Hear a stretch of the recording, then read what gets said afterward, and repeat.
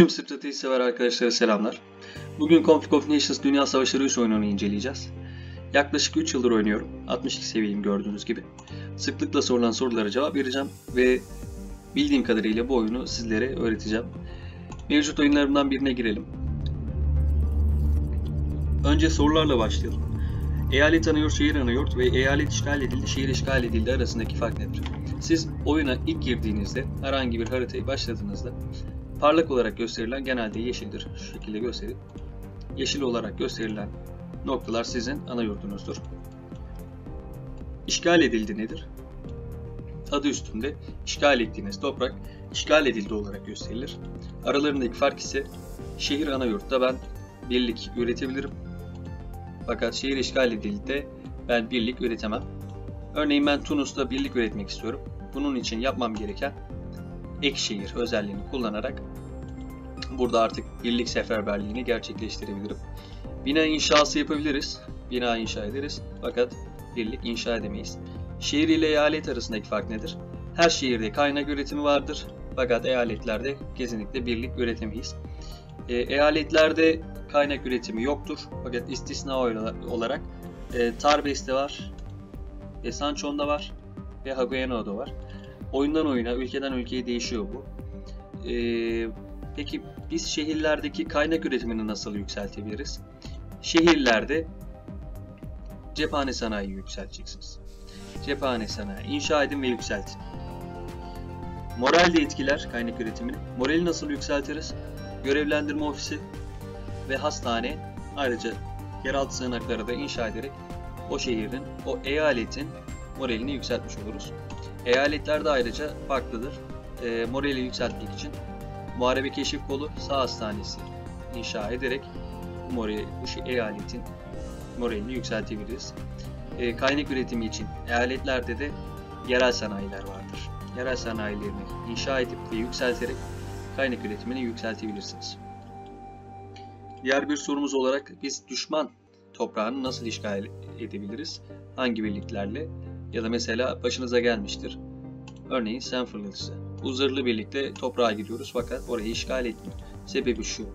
Sadece ve sadece piyade birimleriyle o toprakları işgal edebiliriz. Özel kuvvetler hariç ama geriye kalan 5 piyade birimiyle o toprağı işgal edebiliriz.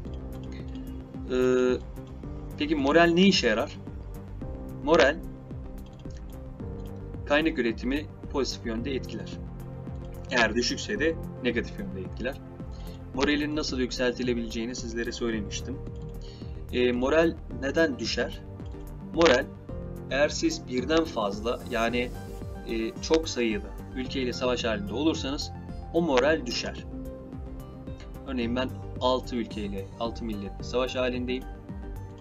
İdare eder aslında fakat 5-6'nın üzerine çıkmamaya çalışın ki moraliniz düşmesin. Bu sayede kaynak üretiminizde negatif yönde etkilenmesin. Moral düşerse başka ne olur? Onu da hemen size göstereyim. Bu şekilde. Burası dumanlı çünkü morali 33. Fakat burası 35. 34'te de duman iniyor.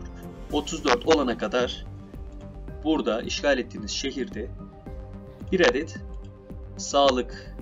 sağlığı yüksek bir birim bırakarak burada çıkacak isyanları bastırabilirsiniz. Buranın morali düşük olduğu için isyana açık ve dumanlı gösteriyor. Bu yüzden moralinizi devamlı yüksek tutun. Morale önem verin. Aslında moral bu oyunda en önemli husus arkadaşlar.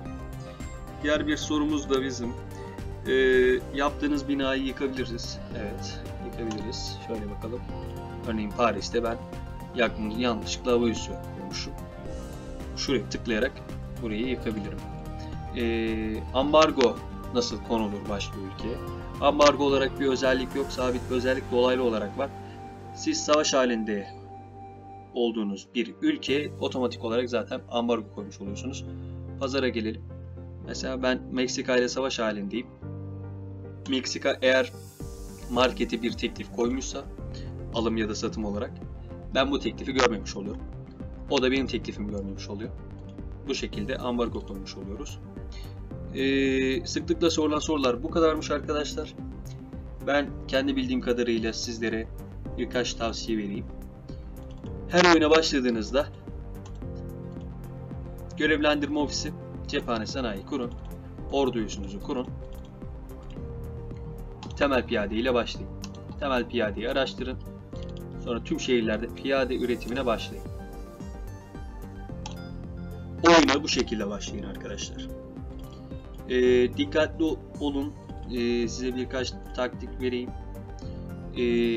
Oyuna her başladığınızda çevrenizdeki oyuncuların şu şekilde profilini inceleyin. Onun nasıl biri olduğunu, ne kadar tecrübeli mi değil mi diye öğrenebilirsiniz. Ona göre diplomasi yoluyla onunla iletişim sağlayabilirsiniz. Koalisyon özelliğini size hemen göstereyim. Buradan koalisyonlara bakıyoruz. Buradan koalisyon oluşturabiliriz ya da mevcut bir koalisyona katılabiliriz. Koalisyonlar moddan moda değişmek üzere bu modda maksimum 5 üye kontenjanındadır. Koalisyon zaferleri alıyoruz genelde. Tek başına oynamak zor. Tek başına zafer almak gerçekten zor olabiliyor. O yüzden arkadaşlarınıza girebilirsiniz ve koalisyon oluşturabilirsiniz.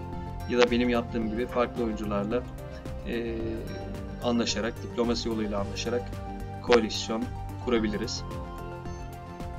Merak ettiğiniz başka soru olursa yorumlarda belirtmeyi unutmayın. İlerleyen zamanlarda birlik özellikleri ve bina özellikleri ile ilgili ayrıntılı videolar çekerek sizlere paylaşacağım. Kendinize çok iyi bakın. İyi günler dilerim.